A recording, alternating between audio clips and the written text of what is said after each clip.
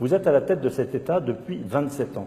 Comment est-ce qu'on peut expliquer la longévité presque éternelle d'un certain nombre de chefs d'État africains? On voit qu'en France, il y a du dégagisme, voilà, vous êtes arrivé au pouvoir à l'âge qu'a Macron aujourd'hui. Est-ce que on est président à vie quand on est président du Tchad, par exemple? Peut-être qu'il y a deux choses qu'il faut que j'explique cela. Arriver au pouvoir à 38 ans, peut-être ça donne aussi... Mais Macron sera plus au pouvoir dans 20 ans. Attendez, c'est peut-être que c'est mauvais.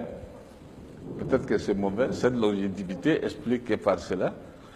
Et de deux, parce que je ne suis pas un homme, je pense que, je vais vous dire très honnêtement, je ne suis pas un homme heureux. Et je n'ai jamais été un homme heureux. Vous comprenez? Non. Pourquoi?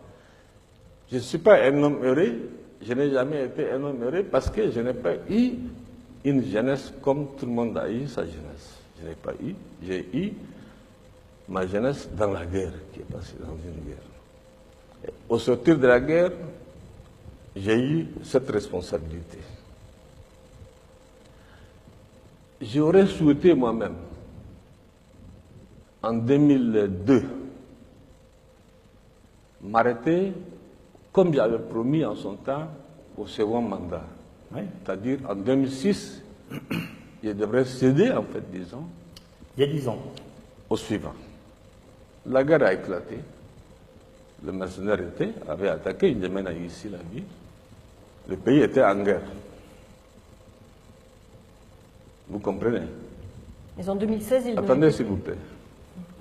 Et comme j'ai dit dans la politique africaine, la France intervient souvent, et je le dis haut et fort, la France a intervenu, je dis bien, je n'ai pas demandé, je dis je ne le fais pas, de changer la Constitution. Pour l'histoire, je dis bien. Bongo n'est pas là. Bongo père, je dis bien. C'est à Paris. J'ai refusé. Et je n'ai pas fait la campagne. Qu'est-ce que vous voulez dire? C'est la France qui vous a poussé à continuer? C'est toujours la France qui fait, et c'est toujours la France qui critique, et c'est toujours la France qui est derrière. Mais en 2016, la France n'était pas derrière votre Écoutez-moi d'abord, s'il vous plaît. Ce que vous voulez dire, c'est que c'est Paris qui vous a poussé à continuer? Laissez-moi finir. Quand, comment on appelle, ils appellent le constitutionnaliste qui est venu ici, je ne connais même pas son nom. Je ne connais même pas son nom. Moi, j'ai refusé, j'ai dit je ne change pas. Ils ont passé par leur arcane, puisque l'Afrique, pour la France, il n'y a rien de, comment on appelle, de caché. C'est entre ses mains, passé par les uns et les autres, ils ont changé la Constitution.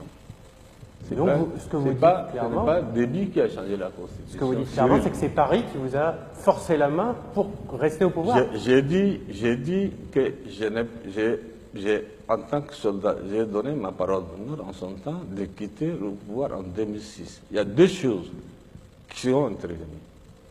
La guerre, évidemment. La deuxième, c'est la France. Qui vous a dit de continuer. Bien sûr.